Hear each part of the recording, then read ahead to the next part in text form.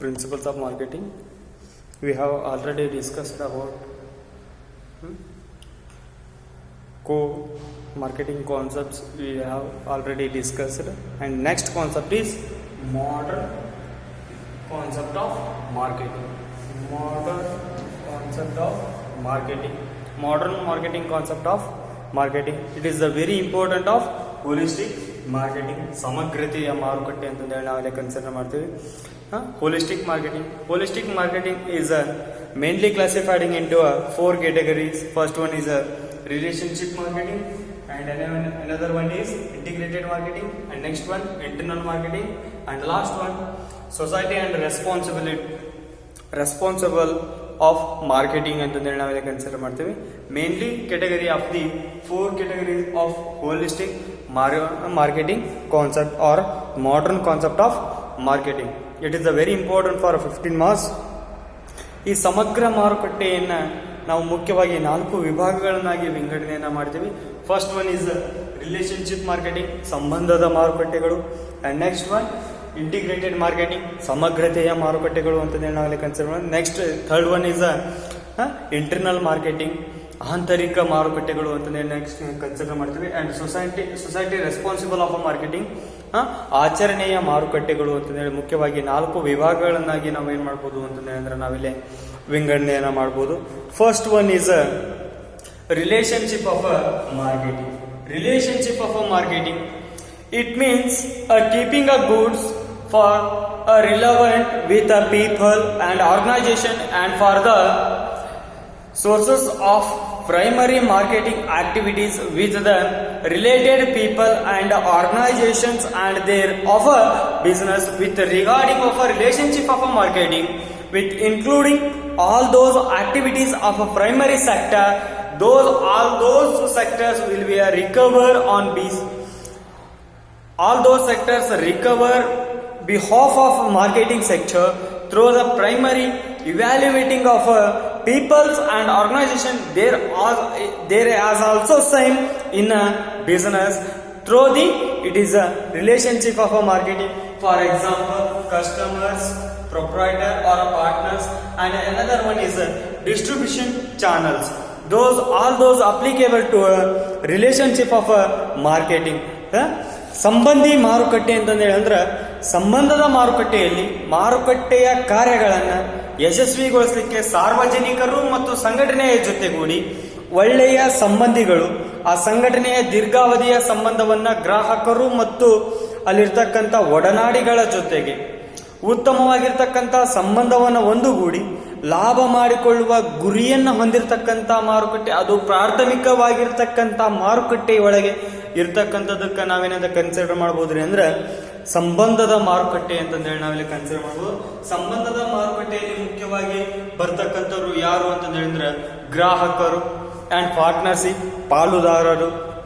And next one distribution channels ಅನ್ನ ಸಂವಹನ ಮತ್ತು ಸಂದೇಶ ಅಂತಂದೇಳಿ ನಾವಿಲ್ಲಿ ಕನ್ಸಿಡರ್. ಸಂವಹನ ಮತ್ತು ಸಂದೇಶ ಇವು ಮೂರನ್ನು ಒಳಗೊಂಡಿರ್ತಕ್ಕಂಥದಕ್ಕೆ ನಾವೇನಂತ ಕನ್ಸಿಡರ್ ಮಾಡ್ತೀವ್ರಿ ಅಂದ್ರೆ ರಿಲೇಶನ್ಶಿಪ್ ಆಫ್ ಮಾರ್ಕೆಟಿಂಗ್, ಅಂದ್ರೆ ಸಂಬಂಧವನ್ನ ಗಟ್ಟಿಗೊಳಿಸ್ತಕ್ಕಂಥ ಮಾರುಕಟ್ಟೆ ಅಂತಂದೇಳಿ ನಾವೇನ್ ಮಾಡ್ಬೋದ್ರಿ ಅಂದ್ರೆ ಇಲ್ಲಿ ರಿಲೇಶನ್ಶಿಪ್ ಆಫ್ ಮಾರ್ಕೆಟಿಂಗ್ ಅಂತಂದೇಳಿ ನಾವಿಲ್ಲಿ ಕನ್ಸಿಡರ್ ಮಾಡಲಿಕ್ಕೆ ಏನಾಗಿರ್ತದೆ ಅಂದ್ರೆ ಇಲ್ಲಿ ಸಾಧ್ಯವಾಗಿರ್ತಕ್ಕಂಥದ್ದು. And second one is integrated marketing. It is a program to create, communicate and derive the customer of the marketing activities are classifying as the marketing means of 4 pieces. It means price, product, place and promotion. 4 pieces, price, product, place, promotion. There is a main 4 pieces including in all those for integrated marketing. ಇಲ್ಲಿ ಸಮಗ್ರ ಮಾರುಕಟ್ಟೆ integrated marketing, all those communication. First one is it is a very important for communication, and next one products and services and ಸಂವಹನ channels ಅನ್ನೋದು ಏನ್ ಮಾಡಿರಬಹುದು ಅಂದ್ರೆ ನಾವೆಲ್ಲ ಒಳಗೊಂಡಿರಬಹುದು. ಸಮಗ್ರ ಮಾರುಕಟ್ಟೆ ಅಂತಂದೇಳಿ ಅಂದ್ರೆ ಈ ಒಂದು ಸಮಗ್ರ ಮಾರುಕಟ್ಟೆಯಲ್ಲಿ ಮೌಲ್ಯ ನಿರ್ಮಾಣ, ಸಂಪರ್ಕ ಮತ್ತು ಅವುಗಳಿಗೆ ತಲುಪಿಸುವಂತಹ ಕಾರ್ಯಚಟುವಟಿಕೆಗೆ ಸಮಗ್ರ ಮಾರುಕಟ್ಟೆ ಅಂತಂದೇಳಿ ನಾವಿಲ್ಲಿ ಕನ್ಸಿಡರ್ ಮಾಡ್ತೀವಿ. ಇಲ್ಲಿ 4 ಮಿಶ್ರಣಗಳನ್ನ ಅಥವಾ 4 ಉಪಕರಣಗಳನ್ನಾಗಿ ನಾವೇನ್ ಮಾಡಬಹುದ್ರಿ ಅಂತಂದೇಳಿ ಅಂದ್ರೆ ಇಲ್ಲಿ ವಿಂಗಡಣೆಯನ್ನ ಮಾಡಬಹುದು. ವಸ್ತು, ಬೆಲೆ, ಸ್ಥಳ ಮತ್ತು ಬಡ್ತಿ, ಇವು 4 ಒಂದು ಉಪಕರಣಗಳನ್ನಾಗಿ ಉಪಯೋಗಿಸಿ ಮಿಶ್ರಣವನ್ನ ನಾವು ಮಾರುಕಟ್ಟೆಯಲ್ಲಿ ನೋಡ್ಲಿಕ್ಕೆ ಏನಾಗಿರ್ತದೆ ಅಂದ್ರೆ ಇಲ್ಲಿ ಸಾಧ್ಯವಾಗಿರ್ತಕ್ಕಂಥದ್ದು. ಯಾವ್ಯಾವ್ರಿ ಅಂತಂದ್ರೆ ಅಂದ್ರೆ ಫಸ್ಟ್ ಒನ್ ಈಸ್ ಕಮ್ಯುನಿಕೇಶನ್, ಸಂವಹನ, ಅಂಡ್ ನೆಕ್ಸ್ಟ್ ಒನ್ ಈಸ್ ಸಂದೇಶ, channels, and next one is ಸೇವಾ ಭದ್ರತೆಗಳು ಅಥವಾ ವಸ್ತುಗಳ ಸೇವೆಗಳು ಅಂತಂದೇಳಿ ನಾವೇನ್ ಮಾಡ್ಬೋದ್ರಿ ಅಂದ್ರೆ ಇವು 4 ನಾವೇನ್ ಮಾಡ್ಬೋದ್ರಿ ಅಂದ್ರೆ ಇಂಟಿಗ್ರೇಟೆಡ್ ಸಮಗ್ರ ಮಾರುಕಟ್ಟೆ ಒಳಗ ನೋಡ್ಲಿಕ್ಕೆ ಏನಾಗಿರ್ತದ ರೀ ಅಂದ್ರೆ ಇಲ್ಲಿ ಸಾಧ್ಯವಾಗಿರ್ತಕ್ಕಂಥದ್ದು. And next concept, third one, internal marketing. It is the very important for internal marketing. It is the training of a marketing for motivating of the employee who wants the services of the customers and the company. It means is the most important than the external of a marketing. ಇಲ್ಲಿ external of a marketing, all those activities will be recovered on behalf of these internal marketing and managing and director, both all those activities of the marketing and department and senior of a marketing and other departments, both all those departments will be applicable to internal marketing. ಇಲ್ಲಿ ನೋಡ್ರಿ, ಆಂತರಿಕ ಮಾರುಕಟ್ಟೆ ಅಂತಂದೇಳಿ ಅಂದ್ರೆ ಈ ಆಂತರಿಕ ಮಾರುಕಟ್ಟೆ ಅಂತಂದೇಳಿ ಅಂದ್ರೆ ನೋಡ್ರಿ ಇಲ್ಲಿ ಸಮಗ್ರ ಮಾರುಕಟ್ಟೆಯನ್ನ ಆಂತರಿಕ ಮಾರುಕಟ್ಟೆಯನ್ನ ಹೊಂದಿರತಕ್ಕಂಥದ್ದು.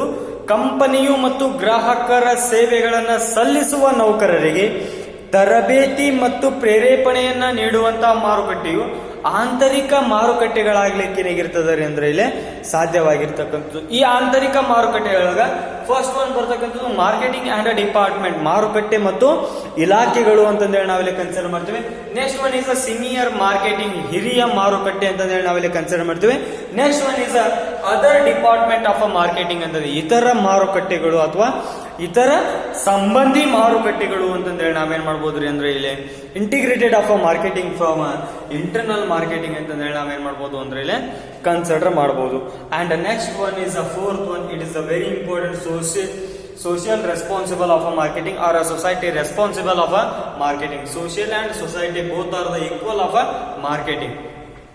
Society responsible of a marketing, it means looking towards the promotion to the returns of the business from of a marketing and activities and also their ethics and social, environmental and legal communicating efforts on the basis of the responsible of a marketing, ethics, environmental and angel and communication. Both are the items will be including in a society responsible of a marketing or a social responsibility of a marketing. All those activities will be recovered on the basis of the society responsible of a marketing. ಆಚರಣೆಯ ಮಾರುಕಟ್ಟೆಗಳು ಅಂತಂದೇಳಿ ನಾವಿಲ್ಲಿ consider ಮಾಡ್ತೀವಿ.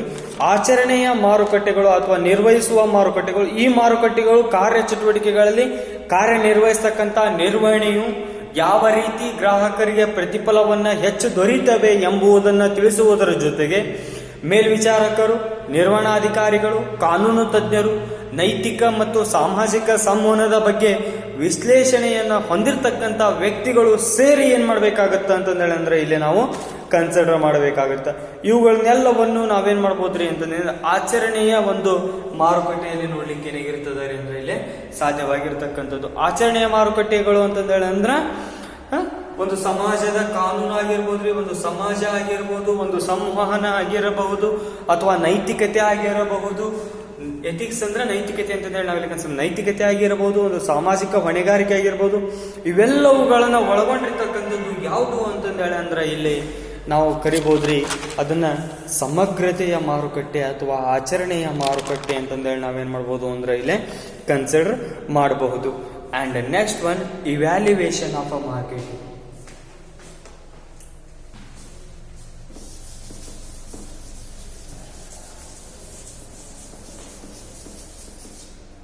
Next one, evaluation of a marketing. Evaluation of a marketing.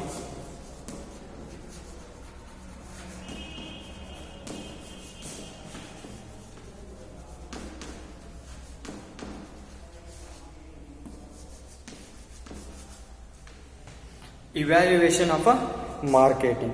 First one, production orientation.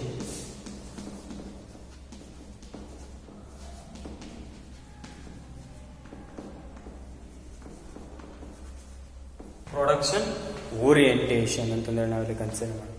Okay, first one ಇಲ್ಲಿ ನೋಡ್ರಿ, ಆಧುನಿಕ ಮಾರಾಟ ಪ್ರಕ್ರಿಯೆ, ಆಧುನಿಕ ಪರಿಭಾವನೆಗಳು ಅಂತಂದೇಳಿ ನಾವಿಲ್ಲಿ ಕನ್ಸಿಡರ್ ಮಾಡ್ತೀವಿ. ಇವ್ಯಾಲ್ಯೂಯೇಷನ್ ಆಫ್ ಅ ಮಾರ್ಕೆಟಿಂಗ್ ಅಂದ್ರೆ ಆಧುನಿಕ ಮಾರಾಟ ಅಂತಂದೇಳಿ ನಾವಿಲ್ಲಿ ಕನ್ಸಿಡರ್ ಮಾಡ್ತೀವಿ.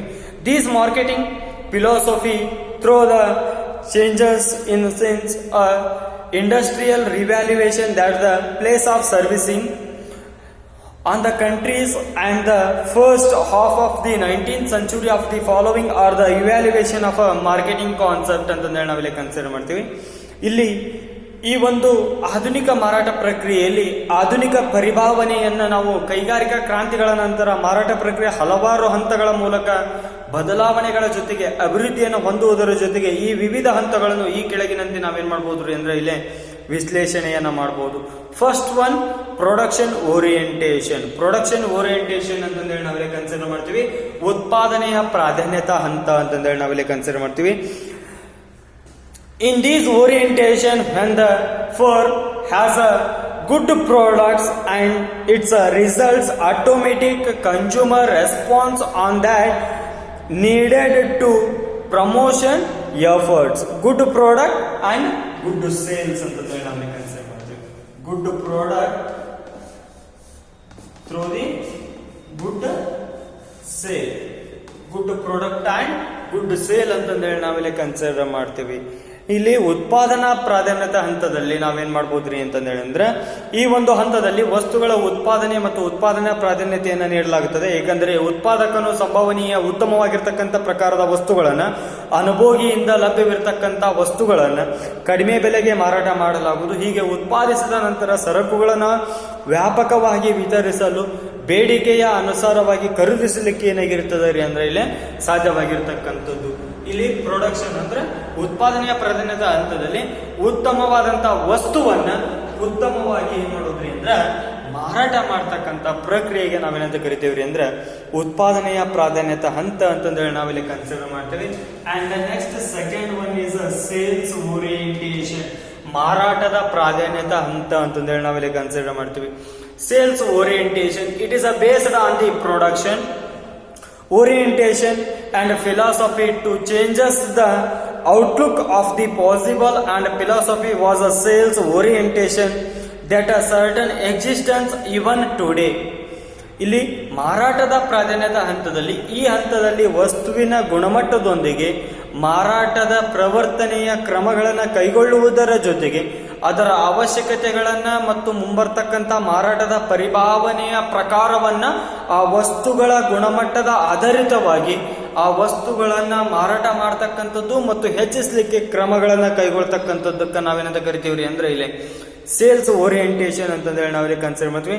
ಈ ಸೇಲ್ಸ್ ಓರಿಯೆಂಟೇಷನ್ ಗೆ ಬರ್ತಕ್ಕಂಥದ್ದು ನೋಡಿ, ಫಸ್ಟ್ ಒನ್ ಪ್ರೊಡಕ್ಷನ್, ಅದರ ನೆಕ್ಸ್ಟ್ ಬರ್ತಕ್ಕಂಥದ್ದು promotion, production and promotion, and next one is sales ಅಂತಂದೇಳಿ ನಾವಿಲ್ಲಿ ಕನ್ಸಿಡರ್. Production, promotion, sales. ಇಲ್ಲಿ ಸೇಲ್ಸ್ ಓರಿಯೆಂಟೇಷನ್ ಒಳಗ ಪ್ರೊಡಕ್ಷನ್ ಬರ್ತದ, ಪ್ರಮೋಷನ್ ಬರ್ತದ, ಆಮೇಲೆ ಸೇಲ್ಸ್ ಬರ್ತದ. ಉತ್ಪಾದನೆ, ಬಡ್ತಿ ಮತ್ತು ಮಾರಾಟ ಅಂತಂದೇಳಿ ನಾವು ಮುಖ್ಯವಾಗಿ ಮೂರು ವಿಭಾಗಗಳನ್ನಾಗಿ ನಾವೇನ್ ಮಾಡ್ಬೋದ್ರಿ ಅಂದ್ರೆ ಇಲ್ಲಿ ನೋಡ್ತಕ್ಕಂಥದ್ದು. And next third point, it is the very important, customer or consumer orientation. Customer orientation or consumer orientation ಅಂತಂದೇಳಿ ನಾವಿಲ್ಲಿ ಕನ್ಸಿಡರ್ ಮಾಡ್ತೀವಿ. The philosophy, it is based on the production and sales orientation to the fundamental of a business understanding, to study needs, wants, demands to the promoters, to the customers, and producing the goods ಅಂತಂದೇಳಿ ನಾವಿಲ್ಲಿ consider ಮಾಡ್ತೇವೆ. It is the variations of the customers to depend upon the customers needs, demands, wants. It is based on the orientation of these all those productions and sales orientation. It is the because of these activities through the customer orientation ಅಂತಂದೇಳಿ ನಾವಿಲ್ಲಿ consider ಮಾಡ್ತೀವಿ.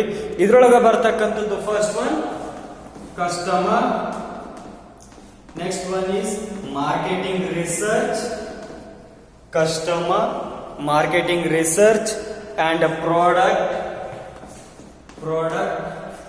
and the next one is a sales promotion,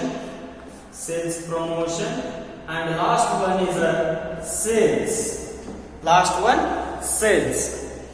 ಈ ರೀತಿ ನಾವೇನ್ ಮಾಡ್ಬೋದ್ರಿ ಅಂದ್ರೆ ಇಲ್ಲಿ ನೋಡು ಕಸ್ಟಮರ್ಸ್ ಓರಿಯೆಂಟೇಷನ್ ಒಳಗ ನಾವೇನ್ ಮಾಡ್ಬೋದು ಅಂದ್ರೆ ನೋಡ್ಬೋದು ಗ್ರಾಹಕರ ಪ್ರಾಧಾನ್ಯತೆ ಹಂತ.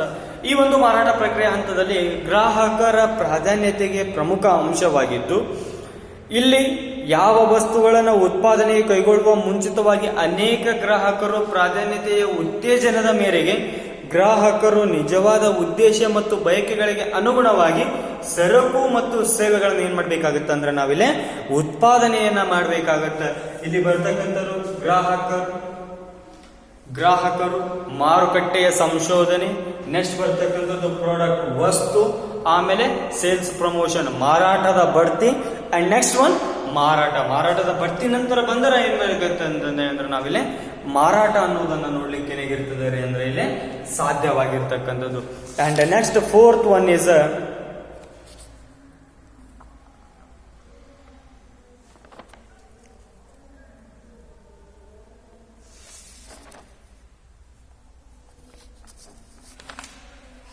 ಸಿಸ್ಟಮ್ ಅಪ್ರೋಚ್ ಅಂತಂದೇಳಿ ನಾವಿಲ್ಲಿ ಕನ್ಸಿಡರ್ ಮಾಡ್ತೀವಿ.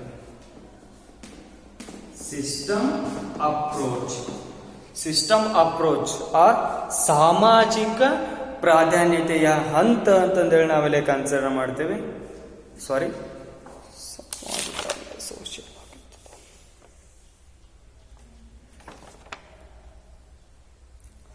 ಸಿಸ್ಟಮ್ ಅಪ್ರೋಚ್ ಅಂತಂದೇಳಿ ಅಂದ್ರೆ ಸಾರ್ವತ್ರಿಕ ಅಥವಾ ಒಂದು ವ್ಯವಸ್ಥೆಯ ಪ್ರಾಧಾನ್ಯತೆಯ ಹಂತ ಅಂತಂದೇಳಿ ನಾವಿಲ್ಲಿ ಕನ್ಸಿಡರ್ ಮಾಡ್ತೀವಿ.